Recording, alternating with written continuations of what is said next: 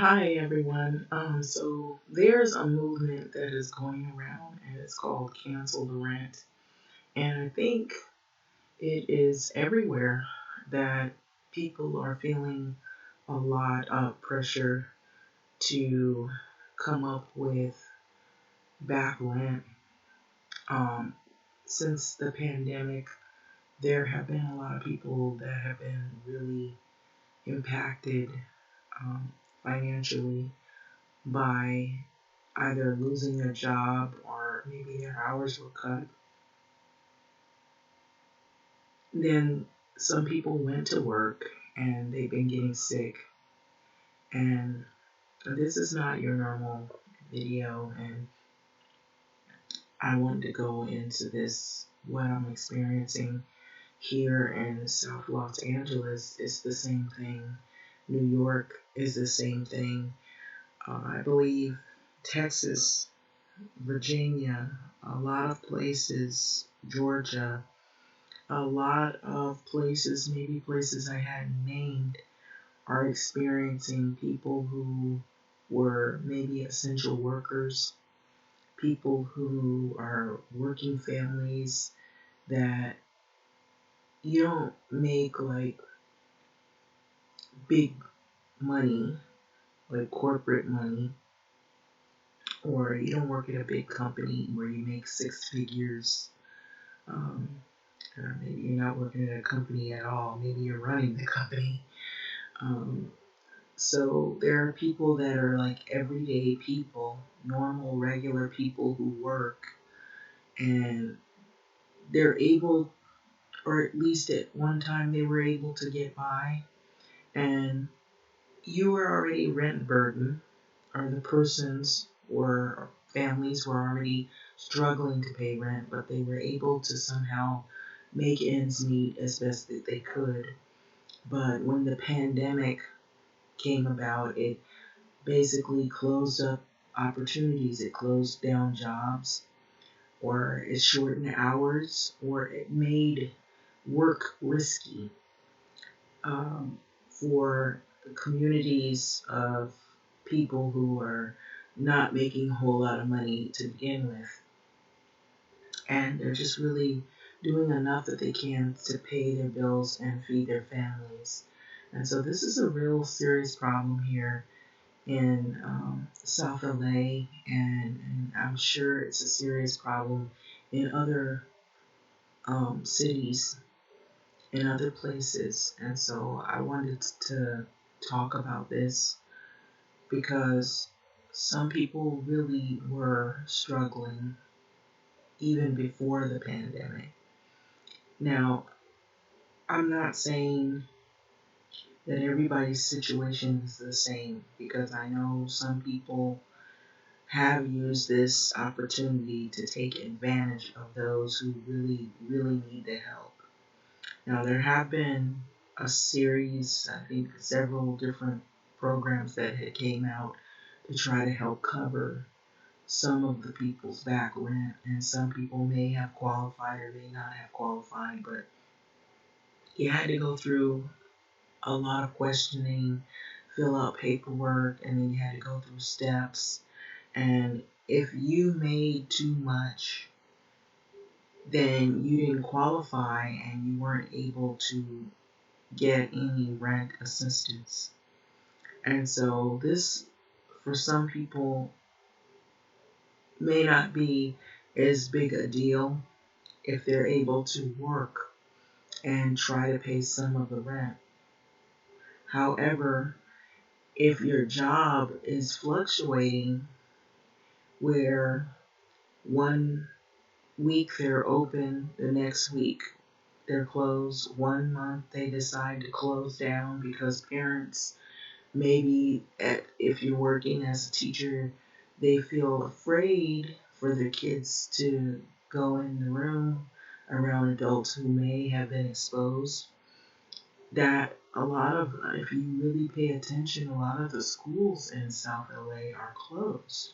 So this affects a lot of teachers. It affects a lot of, people who are janitors at school, people who are maybe office workers at schools, Um, Really, only the jobs that seem like to be available are essential work jobs where you're working retail or you're working at maybe a fast food place or you're working at some food takeout, and they're struggling to stay open because they can't have, people dining outside. I have seen Sizzlers, and there have been like Sizzler restaurants that had dine out, Norm's restaurants that had dine out in South LA, and maybe that was a struggle, but they were trying to keep the doors open.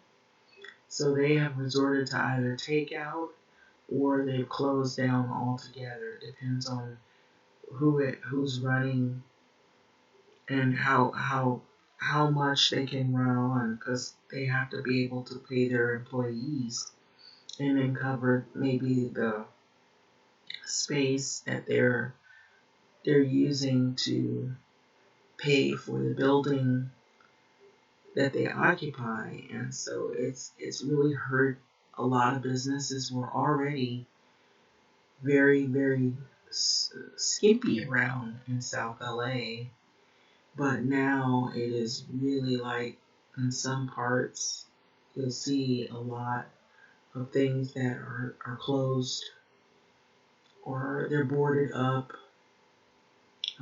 Downtown LA is like that, where there's still businesses that have either they've been affected where they've closed altogether, or they resorted to only carry out, or if it's not clothes or essential items that you need, those businesses tend, if they're smaller, they tend to struggle a lot more. And it's scary. And so I've heard some people get on the news and they make things seem more optimistic, like as businesses close, new opportunities open for other businesses to explore opening up.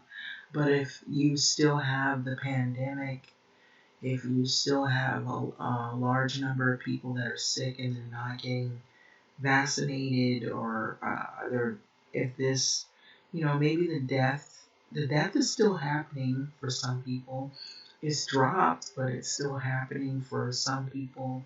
There are places now that are putting signs up. They waited late to do that. There's some areas where if they are really having a large number of people getting infected, they're putting signs up in those areas, I guess, to forewarn people that it's at your own risk if you enter those areas, that you have to exercise more precautions because you could be putting yourself unknowingly at risk for contracting the disease. Now we have other variants that they've been talking about on the news channels, and so that poses another question or questions as to whether these vaccines are going to work. And I've also read that there's a possibility, it's two things, that the vaccines may not, the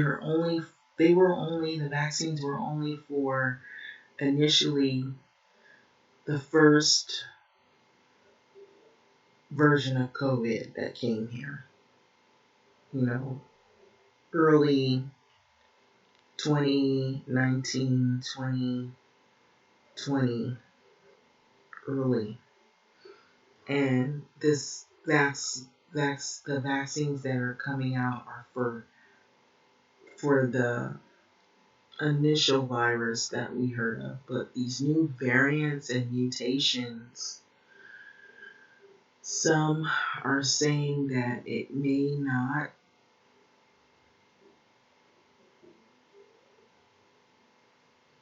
be a good, I guess it's not, it may not protect for the new mutations. And then I've heard there's a possibility if they get enough people vaccinated, maybe it will still work because so many people have been inoculated, but because it's going so slow with people getting, their turn in line or whatever to get vaccinated, that, I just looked at it today, that it could, because they have a shortage here in LA of vaccine, that it could run over into 2022. And that's what they're saying, that they'll be vaccinating people all the way up till that time, and maybe longer than that. And just think that there's going to be some people that are skeptical because there were some vaccines that were recalled because of allergic reactions, and then still people hold on to their theories of whether it's going to work at all, or if it's something in it. There's fear still. No matter what you hear, there's going to be fear. And so this has affected, like smaller businesses, places like South Los Angeles, places probably I'm sure in New York I've heard a lot about. I've heard about places out in other areas where people really were struggling, and this movement of cancel the rent. And so I feel like it's unfair to charge late fees. It's unfair to continue to charge rent as it was as if there were no pandemic. That's my true feelings. I'm saying this for me, and I don't know if anybody else shares these feelings, and some people may not, but I feel like it's unfair, especially if people have lost jobs and people were really trying to do their best to pay their rent. And something happened where their hours were cut and they were trying to do what they could, and they just couldn't meet those same demands as maybe they could before pre-pandemic time, like before all of this occurred. And I feel like, honestly, if these are smaller places where the landlord needs help, they need help as well. So there's got to be some organization or some structure in place that will help not only the tenants that are struggling and the landlords, the small landlords that are struggling to pay their rent as well. Because we have to look at both sides that are also affected by this. Now, maybe there are bigger landlord companies or management companies that may have a lot more um, resources and they can kind of weather this storm. But I know that there are smaller landlords, maybe people who were just renting out a room or spaces, or maybe they're a smaller company and they really are going through something. Now, on an uglier side, I know that there are people, I've heard stories where people have used this as a vehicle to take advantage of landlords, take advantage of maybe other people who are in a situation where they're stuck. And, maybe they receive some money. I've heard stories where people have cheated EDD. There's scandals where they're not really, these people are, they're everywhere. You hear these stories of people frauding EDD, and it has affected people who really needed EDD. And so it goes both ways. You have people who really need EDD, and they've, been really going through it, and they either didn't get any money, or they received money and money was stolen from them. They didn't receive the money, but they were told they received money, and money was stolen from them. Also, I wanted to mention that when they say they're going to send out, and I don't know if they're really paying close attention, but when they make these messages on the news, have you seen this where they say, we're going to send checks or we're going to send debit cards with money on it? When you do that, thieves are ready. They're ready to rob the postal workers. They're ready to rob the mailboxes, go in the mailboxes and open them up and steal. And so this does not make this thing easier. It makes it worse. There's got to be another way, because in South LA there have been people that have had their mail stolen because people assume that checks are going to be there, or debit cards that are stimulus debit cards or EDD money is going to be there. And so when I think these people who announce this don't live in these areas, and so they don't understand the dynamics of what happens in these neighborhoods. That we live in neighborhoods, some people live in maybe better situations where they are not as worried about people stealing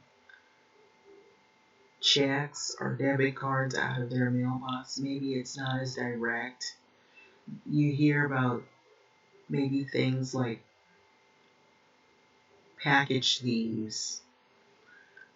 However, there are neighborhoods where it's more than just packages. They don't want packages. They want something right now. They want debit cards. They want income tax checks. They want EDD checks.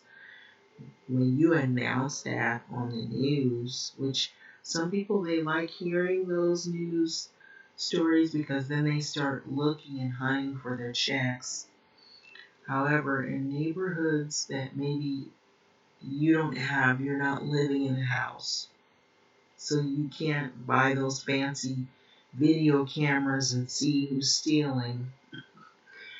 Or even if you could, you might could see your packages, but your mail is in the front of the building in an apartment complex.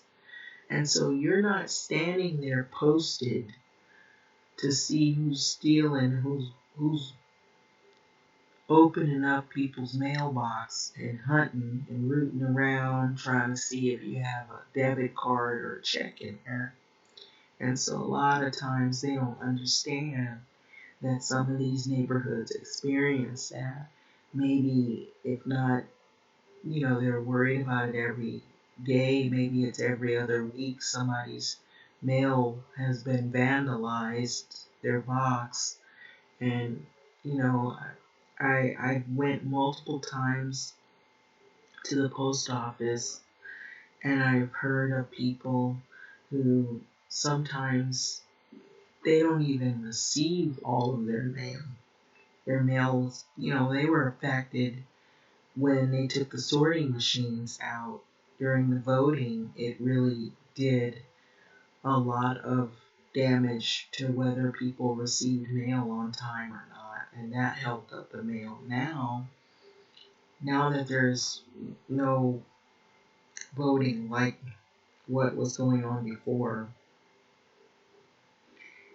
now we're coming to tax time and income tax checks possibly, and then the EDD issue. And so that has been a problem. And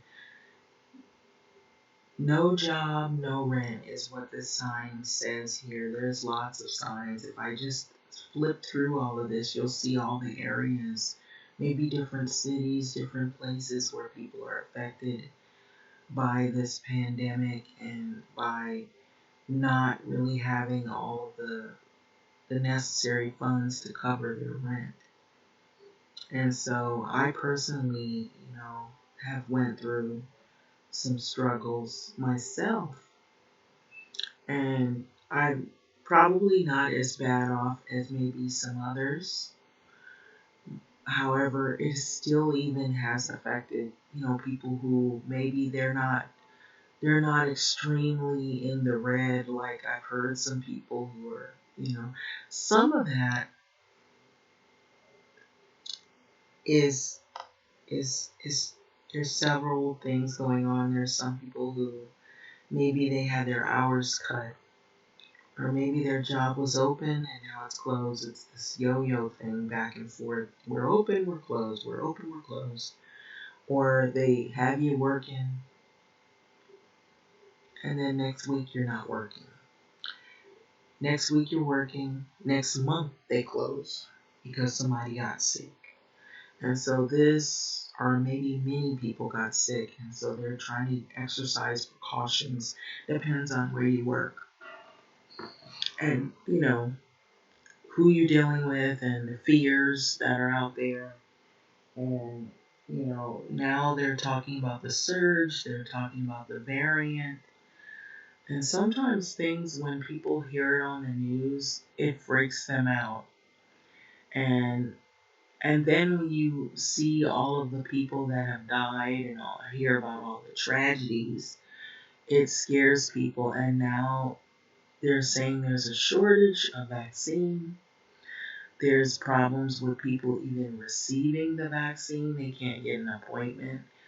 I had someone from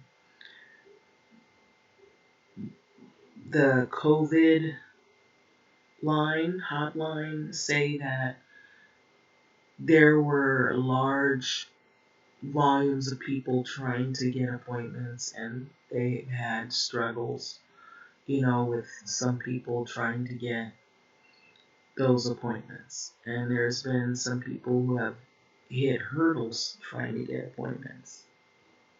And so when you see all of this going on, and then you hear stories about landlords harassing tenants, tenants harassing maybe the landlords, some tenants who are they're really struggling and they're really going through it, and then there's some tenants that are squatters. They're not really good tenants. They're taking advantage of not only the landlord but other tenants that are struggling, and they're using this as a time to basically raise hell, with in a situation where people are vulnerable. And there, I living in the South LA area, and there has been more shootings. There has been more mail theft that I've heard of. There's slower mail problems at post offices. There's also been um, a rise of gang violence. There's also issues with people who maybe before the pandemic. I feel like there's something deeper at work here, like the buildings in South LA. And what I've noticed is, and I know people don't want to beat the dead horse, but I'm going to have to beat it. But there have been buildings that I've noticed where if it's a building and it has a lot of African American or a number of African American, and like I said, the struggles in the African American community are real. Let's start with that. Not all black people get along. Some do and some don't. And so there's some situations where people are friendly, and they are working class people, and they mind their own business and they don't start trouble. However, there are others who maybe they see someone and they become maybe jealous of that person because that person is trying to live and they're trying to do the right things, and maybe they have had issues with doing those things, and they see that person as competition or a threat because maybe they're able to do some things they are not able to do. And so then you have rivalries. People who are jealous, people who are envious. They see somebody doing something, maybe they think you're doing a little better than the next. And so they become envious and they try to sabotage your efforts. If it's not picking a fight with you or, getting you to get out there and get physical with them, they're trying to harass you. Maybe they're having a struggle paying the rent. Maybe you're struggling, but you're not struggling as much as they are. And so they see that as a threat, or they become jealous of you. And now they want to figure out how to make your situation, if it's not already, difficult enough, even more difficult. And so this is what I've experienced living here, that not everybody's education level is the same. I've noticed that right off the bat. And maybe they've struggled not only with the rents, maybe they've struggled with getting jobs, holding jobs down. And I attribute that to not only just the fact that people have their own personal battles, but also racism plays a part in it. And, some people may have different stories, different things that have happened in their life. Some of those things might have been unavoidable. They might have been a victim of circumstance. Or maybe they made bad choices in their life, and those choices now are coming back to haunt them now that we're going through the pandemic. If you already were struggling, now you're struggling more. Or it's worse, And so the way some people deal with crises may be different than the next. And so some people are able to kind of like make it through, they're muddling through, and then others, they gotta pick a fight with their neighbor. They gotta pick a fight with someone at random. Or they're angry, they're speeding up and down the road. I've seen a lot of that. Maybe they had bad news, you know. So, it sort of also, it also affects other family members. Maybe people have not themselves been, if they haven't been personally affected by COVID, maybe they have family members that were.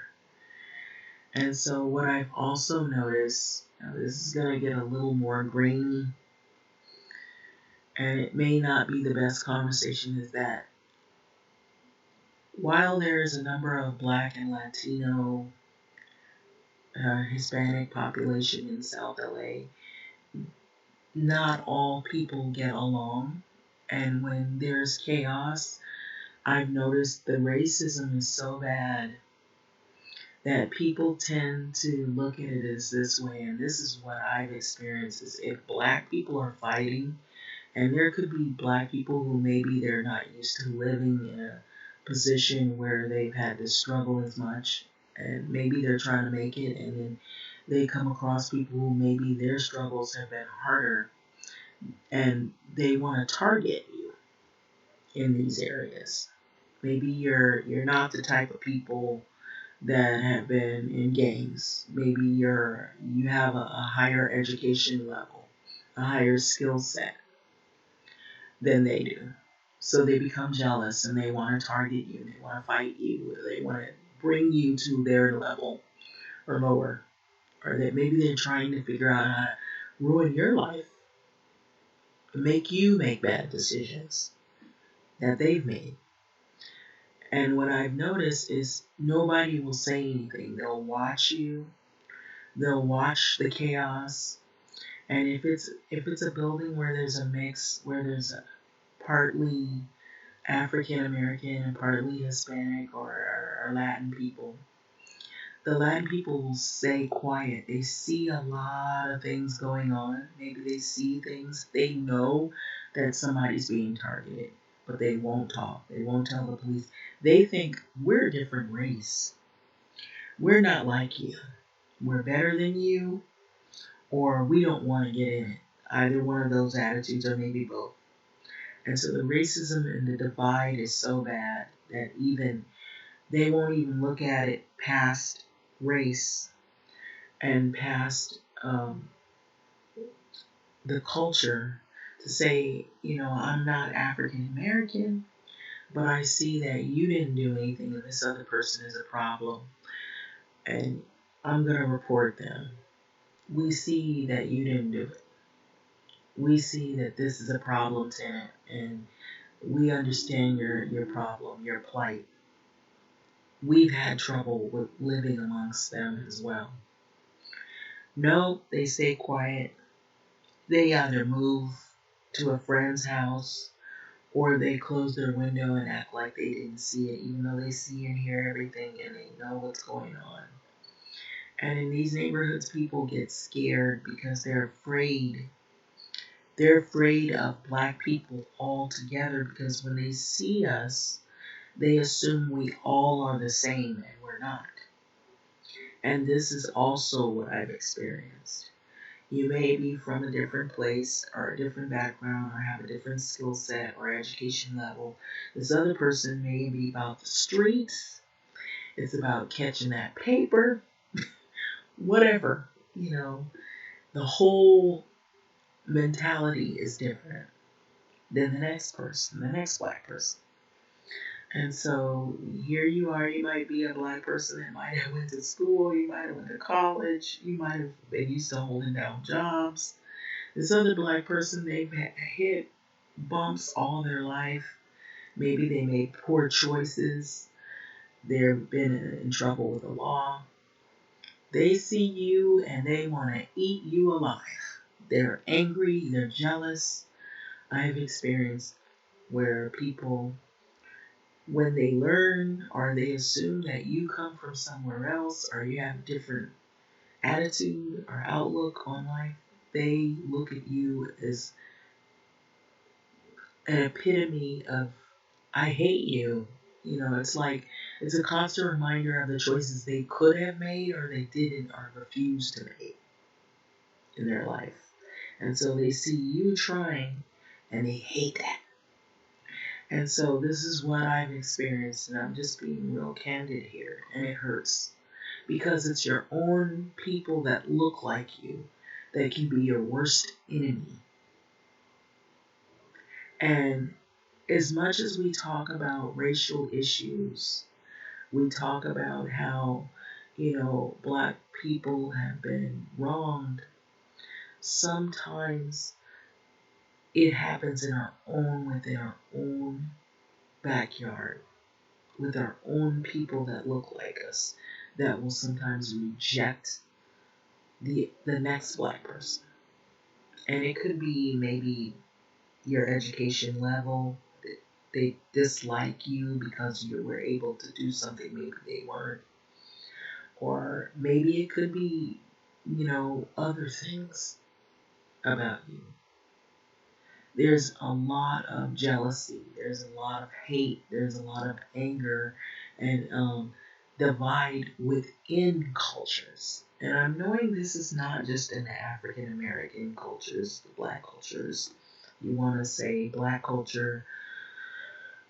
It's also in other places, in other groups, ethnic groups, where everybody doesn't get along. There's divides within. And I don't think they talked about those things. And so, today I was listening to a podcast with a writer that I had read her book, and she was talking about how, people are looking at Biden and Kamala Harris, and she was looking at the inauguration, but she was saying, she was the writer of Cast. Isabel Wilkerson, I believe her name is, and she was saying, we've had 400 years of a caste system, so to have maybe now that Trump is not in office, he's not the president anymore, that doesn't mean it wipes away all of the racisms and the problems that we've had all these many years, and I agree with that. But I also realize there are other issues within our own cultures that we face that hadn't really been uncovered enough. And I'm learning as I've lived here, and it has caused me, and I have to say, in one sense, I apologize for these attitudes, but in the other sense, I don't apologize. I'm in between. I'm on the fence with this attitude that I have, that now I understand. I have a greater understanding why when people, if they were here in these areas and maybe they grew up or they lived in South LA and they decided, you know what, when I do better, I'm going to move away. I really understand why. However, there's some situations that even if you move away, you face other new challenges. Then I realized a lot of these places that have been gentrified. So that poses another issue where do you move to? So maybe you're doing a little better, but you move in an area that has had already problems, has had people that are rent burdened, has had high crime rates. The neighborhoods are slowly evolving to something a little different where people have to work more hours, they have to work two jobs, or it has to be somebody that earns more to live in these areas. And it's pushing people out of their homes, and now the pandemic doesn't make things any easier.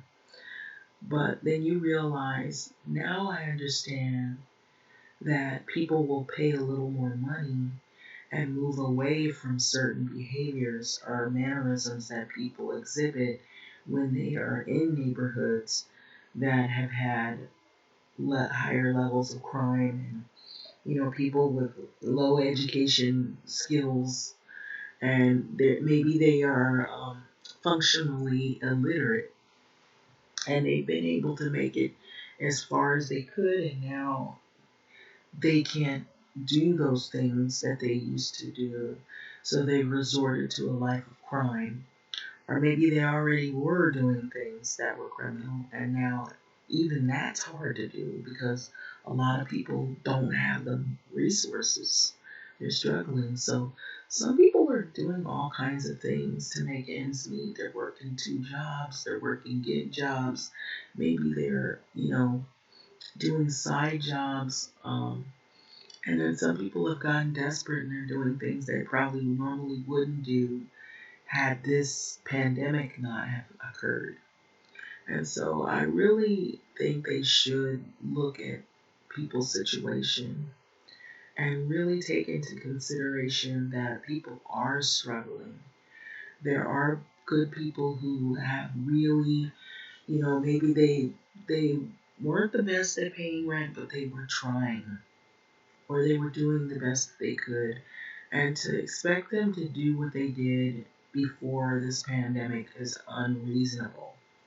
It's it's not fair at all. I know life, they say in life, it is not always fair, but this is really, really unfair, straight across the board, to expect people to come up with the rent that they did when jobs were not closed down or when they weren't affected by the pandemic.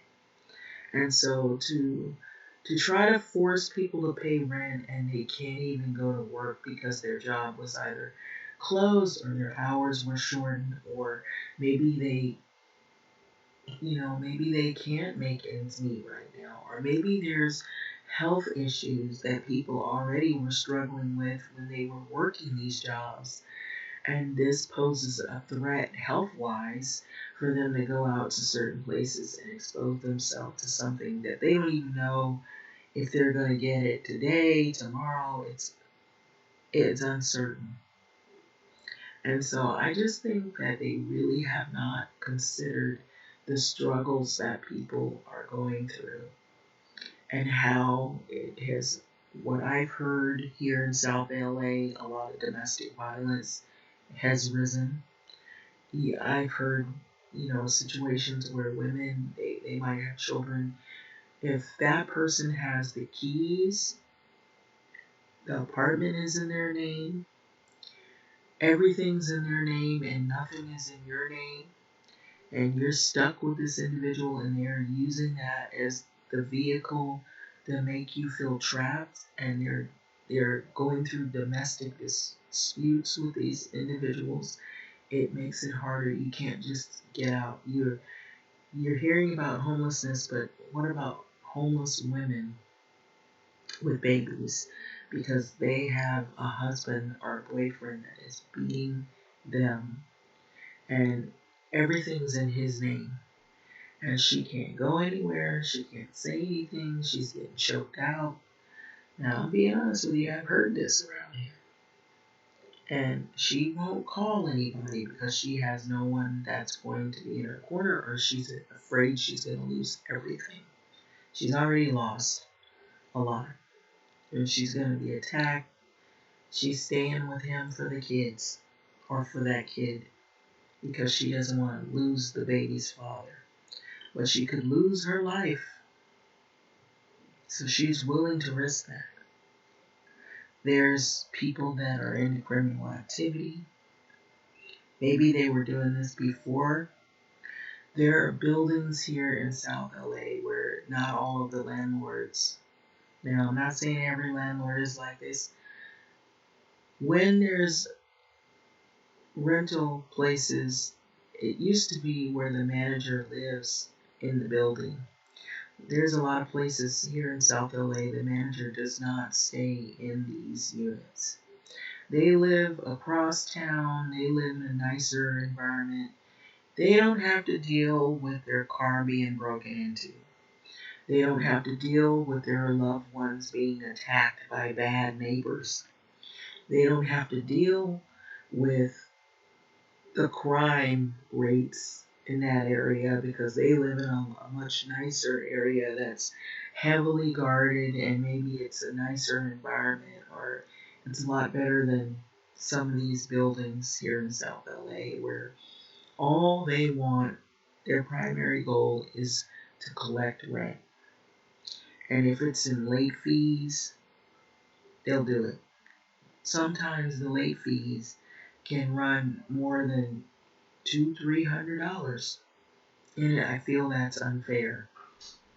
And so this is what I've experienced here in South LA, and so what I've noticed, it has not been good at all. It's been unsafe. There are unsanitary situations where landlords do not clean the buildings. They don't come regular. They take all their frustration and anger out on the tenants. There have been some situations that have been extreme like that. There's buildings that are heavily neglected. There's rodents, maybe rats, or roaches. They don't fumigate. They don't care. All they want you to do is pay rent as if there's no pandemic. And so these things are not really reviewed over here. And I feel like it's because it's black and Hispanic people over here, or Mexican people, and they don't give a shit. And so that's the reason why a lot of this happens. And that's what brings about more frustration. And if you don't have a lot of money, you're going to eat what you can eat to get by. So you're not going to eat the best food.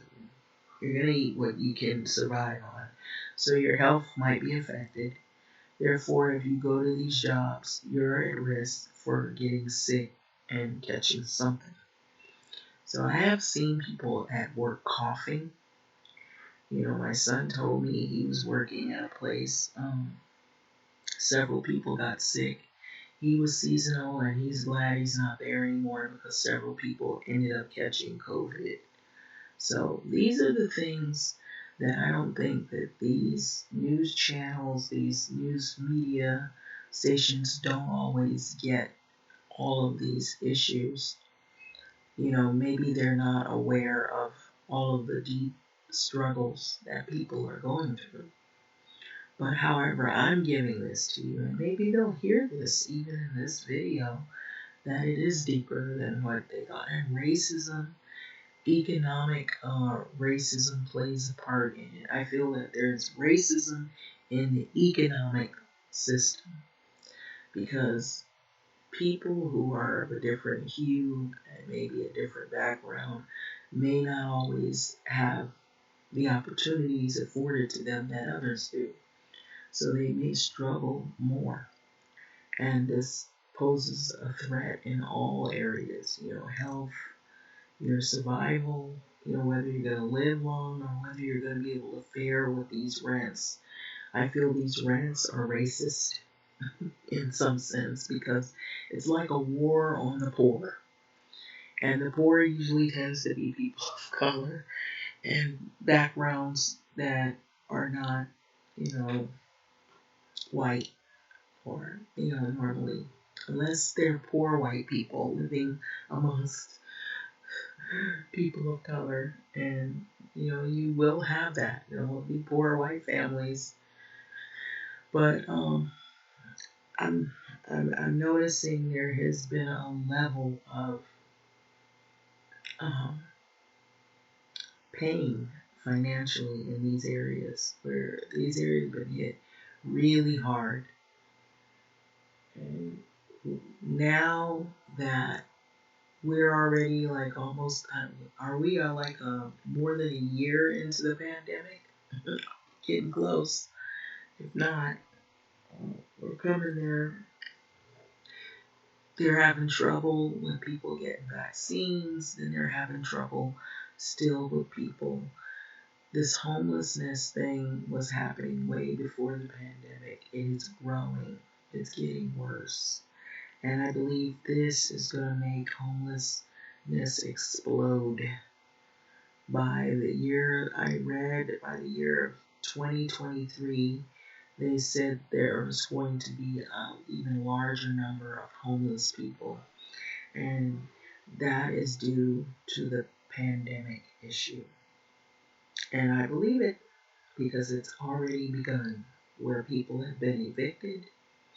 I've heard where landlords have harassed tenants or vice versa, or landlords that are struggling can't pay their bills, so they might be forced into foreclosure. There's been a whole laundry list of drama and chaos all surrounding this pandemic, and then the fact that there were poverty already in these situations where people already were struggling. This just added more struggle on top of the other struggles. So I don't know if they're ever going to be able to fix any of these situations. I don't have all the answers. But what I do know is I don't think they really talked about all of the things that I had just mentioned. They really understood the dynamics of these neighborhoods that I feel like when these people came, these developers, some of these places, they fix them up. The outside of the building looks like they cleaned it up, or what I've noticed, and I know some people might laugh the way that I say this, buildings that are bad buildings to live in, they want you to stay there trying to keep their tenants. And they don't want you to move. And if something breaks down, they come right away to fix it. And I feel that's a gimmick because they don't want you to move. But that building has problems. Buildings that tend to be the neighborhood is a lot more peacefully, orchestrated, where, maybe there's some things in the neighborhood, but it's not as chaotic. The landlords take forever to come fix something. Oh, well, the neighborhood's quiet. Isn't it nice over there? No. I mean, it's the opposite. We lived in a neighborhood where we didn't have any really, people that were getting in front of our door and yelling at us, or people that were you had to worry about your mailbox being blown up. It was quiet, but they took forever to come fix something. You move to a neighborhood where people are fighting, There's domestic violence. People are rooting around. They're up all night. There's drugs. There's people on crack, and they're running around. You hear glass breaking. It's crazy shooting, firecrackers, all that bullshit. They come right away to fix yours. My sink's leaking. Oh, we'll be there tomorrow. They don't want you to move because they have trouble keeping tenants. Because people, when they get over here and they find out how crazy it is, they're like, I'm getting the hell out of here. I don't want to stay because it's too much trouble. There's too much, violence. I'm getting out. When you move to a place where it's quieter, nobody's bothering you, they take forever to come fix your shit. I'm serious. That is what I've experienced. I'm just being real here. Those are the buildings, you're like, oh, this is a nice place, it's quieter. But when something breaks down, it may take them 2 years to get out there to fix it. And I'm just, So I've been a renter for a long time, so I know how this goes. But when you come to these fancy smancies, they tell you all this stuff. They try to get you all fluttered up, to get you to move in, and then you find out you're living next to, you know, you know, a meth lab, or something, and they didn't tell you, oh, you didn't know about the domestic violence couple next door to you. Or in your life, you feel like you gotta walk on eggshells to walk around the building because you don't know who's gonna mug you. Those buildings tend to be, if something breaks down, the management, they come fix it right away, but they got late fees. You could be a week behind in rent, and they already put $200, $300, $400 to your rent. You're like, where did this come from? I told you I'd pay you, as soon as I get paid. I notice the schemes that they run. And then you realize when you get into those apartments that they just they make it look good on the outside. You see it on, they have these, like apartment websites where when you look for an apartment, they show you the photos. And so you got to go on the weekend, you got to go at night and see what the neighborhood is like. Go a couple of times, maybe 2-3 weeks, see who's hanging out, And I'll tell you a story. These are some real experiences that I've had, mind you. And so I'm not making any of these up. There was a building, and I think this was way before the pandemic, but I'll tell you this experience. I even told my son, they laugh when they hear about it because, of course, the rents were a lot different then, but 600 or 900 seemed like a whole lot of money for a 2 or 3 bedroom apartment back in the early 90s. And so that was supposed to be the high rent. And this was before the gentrification and all of that. And so actually there was an apartment, and it was huge, and this was in like around the Crenshaw area of LA. And they call this area, they gave it a name, they call it the jungles. Those apartments are huge over there. Really big apartments, and they have swimming pools, but a lot of the swimming pools are filled with dirt because they don't want to keep the maintenance up on it, or kids have been left unattended. You've had drowning accidents and things like that. But some apartments, they have swimming pools where they block off the swimming pool. It looks good, but nobody swims in it because either they don't know how to swim, or they are afraid the kids are going to get in there and get hurt. So the apartments are huge, and the rent they were charging for this one apartment, I went to go look at it, and I was wondering why it was so cheap at the time. And I was like, wow, this apartment is, you mean to tell me 3 bedrooms for $600 a month? I'm like, why is it so cheap? So I went to look at the place and it was huge. It was really nice.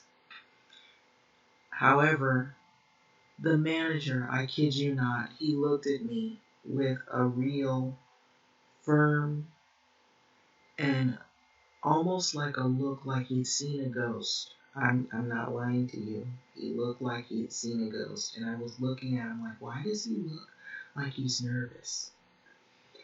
And it was quiet. It was in the day hours, probably around noonish. He said, I want you to do this. Listen to me. Come back after about, he said, 6 o'clock. And I want you to drive through here at night. And then you tell me if you want to move in. And I just couldn't understand why he said that. So I followed his advice and I came back. I kid you not. I went back to this street. And this was by a park. All the way in the back. And there were so many cars back there at night. I felt like I was in a gauntlet, I was an outsider. Like, why are you here? There were so many guys hanging out, and what I noticed, all of them looked like they had on something red. And right away, I felt like this was a gang environment. And the entrance of the building was filled with just people standing out there. I said, is there a party going on? And I was thinking, and I said, no, they had cups. And I assumed they were drinking alcohol or whatever, and they were all just kind of like out there hanging out. It had to be maybe 50 or 60 of them out there. And the environment felt very intimidating. It felt unsafe, like anything could go on, at any moment, like somebody could drive through there and get mad at somebody and something could happen. It just had that feeling that it wasn't like a little birthday party environment. It felt more like this is gang territory, and it was like a gang hangout. And so I knew exactly right then when I saw in the environment that I felt when I was back there what was going on, and I rushed to get out of there. And that was not the only time that happened to me in that area. I once, by accident, there's a lot of alleyways in this area, and all the alleys, they kind of look alike. And I drove to an alleyway, and it was in the same area, and it didn't happen at the same time, but it was the same scenario. But this second time it happened to me was worse because I wasn't expecting it, because I wasn't looking for an apartment, of course. I just was trying to make a turn, and I thought I could go down the alley. There had to have been 100 different guys back there, and I saw people that looked like they might have been intoxicated with drugs, and it looked like it was a whole racket going on around there. Shortly thereafter, like I say, maybe a couple of months later, they had boarded up all of those apartments. I mean, like a whole block row of apartments. They had been taken over by gangs, those apartments. That's how bad that area was. It had been infested with gangs. There had to have been 100 people just milling around in the alley back there. It wasn't like they were going to work or somebody got hurt back there. Then one guy, he lifts his arms up and he's like, how you beckon somebody to come forward, like almost like you're directing traffic, but you're telling them to come at you. I immediately felt my heart sink into my chest. And I said, no, no, no, no. My eyes got big. I started to sweat.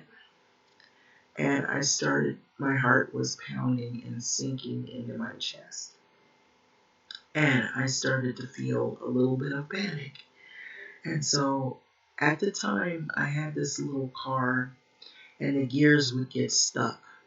I had to shift it. And so I said, do not stop back here. I hurried up. I said, whatever I got to do, I'm going to get this car out of here and I got to get out of here because this does not look safe. They started walking towards me. And I kid you not, I was driving so fast, I didn't even care if I got a ticket. I just wanted to get out of that alley because I knew something bad could happen. I said, here I am, a black woman, and I'm stuck in this car, and the gear is kind of stuck on it. I'm going to fight to get this car out of here and turn my little black butt around and get out of this alleyway before I'm no more. So I hurried up and got out of there. But I kid you not, shortly months after, I knew why they boarded up a whole block full of apartments next to where that alley was. And then later I'd asked somebody that lived in the area, why did they do it? And it was exactly what I had already knew. They said those apartments were taken over by gangs and the city stepped in. It was so bad over there that the city law enforcement had to take those buildings. They boarded them all up because there was drugs. People were getting mugged. People were getting killed back there. There were rapes. There were people getting robbed.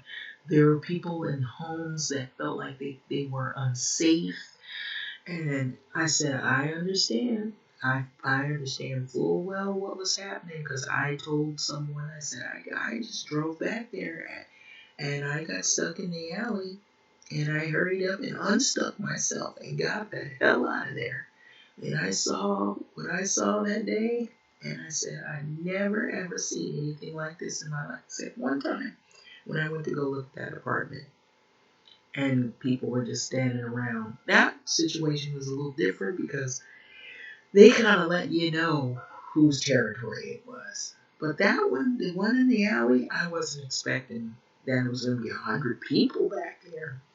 And there were people looked like they were on drugs and they were kind of strung out. And then there were others that looked like they were selling drugs back there. It was crazy.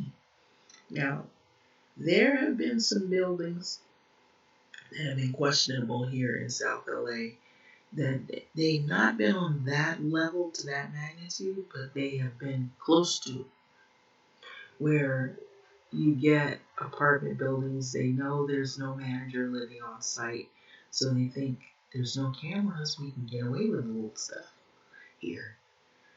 Now that the pandemic is here and people are already kind of in survival mode, you have some bad actors in these apartment buildings. So I hope this makes that clear that everybody's situation is not the same. But what I do know is, I have been a renter for years. I've experienced some buildings that they may not be that great, but their neighborhood is not as bad. And then I've been in neighborhoods that are neighborhoods of hell. If it isn't neighbors of hell that you're dealing with both or one of the two. And right now I'm dealing with a situation where it's a level of chaos. And I think a lot of that has been driven up more because of the pandemic. But what I do notice is that people need help. A lot of people need help with the rent. And there are good people who are good paying tenants that are even struggling. And maybe they can't pay as much as they used to, but they're paying something and they're not able to do what they used to do. And it's frustrating because you feel like you're trapped. And you might be in a situation where you're in a building where you're around people who are not so good characters. And you feel trapped there. You're trapped there with them. And you're trying to get through this and it's hard. And so I'm gonna let this go eventually. And sometimes I say that and I talk a little more, but I just thought I would say this. So if I pan through, you'll see the other areas that have struggled, some of the different things. Some of it looks like it's New York because they mentioned Governor Cuomo canceled the rent. But I believe, like this sign, gentrification is racist, violent, and something we can stop. No more evictions. Los Angeles Tenants Union. Um, cancel the rents. So you see, that pretty much validates what I've been saying. Um, and so if you see some of the signs where people are really trying to voice their frustration with all of this, that it has really put a lot of people in distress. So we're not only dealing with the pandemic, we're dealing with people that have lost jobs, people that have had maybe their hours cut, or they're working jobs where they're essential workers and their health is at risk.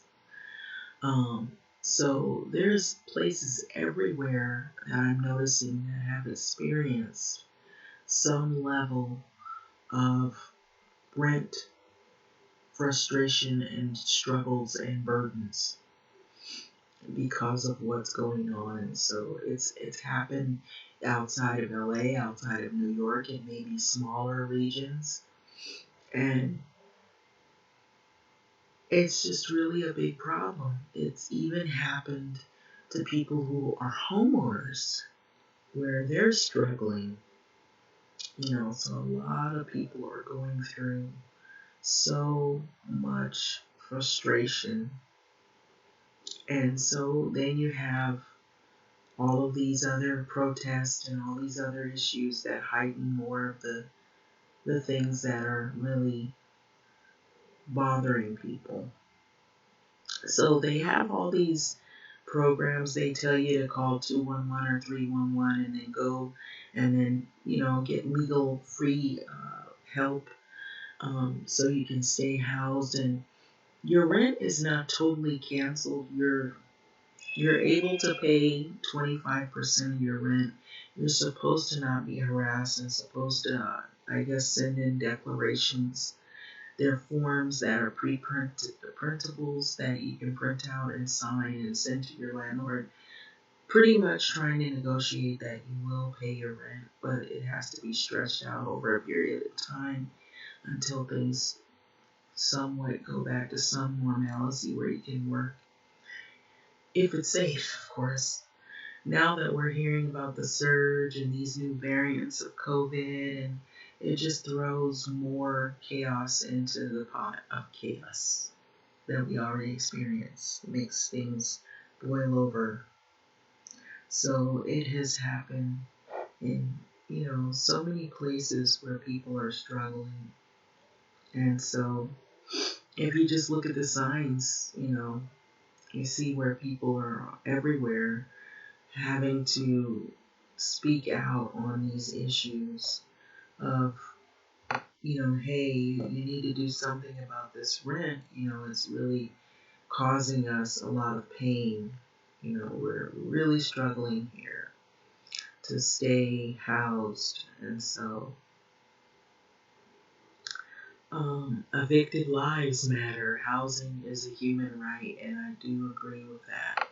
And so I could go on and on with these lovely pictures of this movement, but we really do need to consider the lives of people here. You have families, working families, people with kids that are in danger of losing everything behind this issue. And so people are being evicted, I'm hearing. They're being harassed. If they're not being harassed by their landlord, they're being harassed maybe by people who are not doing the right things. Now, I'll be honest with you, I've seen some people that are tenants that they're buying a new car, they're buying new furniture, yet they're complaining that they don't have any money. And I kind of feel like some of this, what I feel about these individuals, some of them are doing illegal stuff. Do what you do, but when it starts affecting the other tenants, where it's becoming where they're rude and they're becoming violent, or they're trying to, push other tenants around and be, mean and vicious, that doesn't work well either in the climate that we're dealing with. And so I've witnessed this as well. And so it's so unfair. And I believe a lot of lawsuits are going to come. If they haven't even started yet, they're going to. So there are going to be people that are going to get sued because they're going to be harassing people and doing things they shouldn't be doing, and it's going to end up causing them to be even more in trouble because they're putting people in more, unfair, unsafe situations. So, having said that, I'm going to let this video go, but it is not easy, um, you know, what we're going through. And I wish everyone hopefully a safe year. I feel like more things are going to happen, more protests. There's going to be more issues, and primarily surrounded by the homeless issue and rents not, being, resolved, and a lot of people struggling in these jobs that are, like this guy gets on the news, he says, oh, there's going to be new opportunities. When I hear new opportunity, that means that some people are going to be shut out because they're going to want you to have to go back to school, or, I'm even hearing, didn't you hear that students had student loan debt? Why would you try to make people get in more debt? If they already, because once you get a bachelor's degree or whatever, you have to end up getting loans to go back to school because they're, free education. When you get past when you get to the graduate level, it's not free anymore, period. They want you got to get a scholarship or take out a loan. That's going to put you in more debt. But, they're still doing it. Believe it or not, and I'm going to be honest about this, car dealership called me twice because my car, is almost close to getting being done, paid off. Do you know during the pandemic when everybody's struggling and jobs are scarce, car dealerships are like vultures. They call me, oh, we want to see if you want to buy another car. Hell no. I don't want to. You mean what you mean is you want to see if I want more debt. That's the way I interpret it. I don't know if anybody else. Maybe young people like, yeah, I will buy another car because I want to look good. But me, I'm at an age where I'm like, I don't need to do all of that. I just want to get to point A and point B, work, go to the doctor. I'm not trying to, ride around, look fancy. I don't need more debt. I'm not in deep debt, but I don't want to get in deep debt. If I get another car, newish car. So anyway, I'm going to let this go. But you couldn't believe all of the things that I've experienced. I don't know, have you experienced this as a renter here in California? There are buildings that are questionable, and I think there's a gimmick that they have with these late fees. They tell you, oh, you're late. You're not even a month late.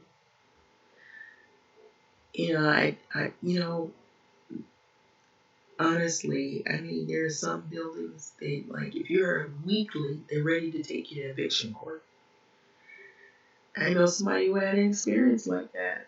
You're not even a month late, they're ready to take you to eviction court. Now, I wonder what those people are going through living in those places, because I imagine they're being harassed.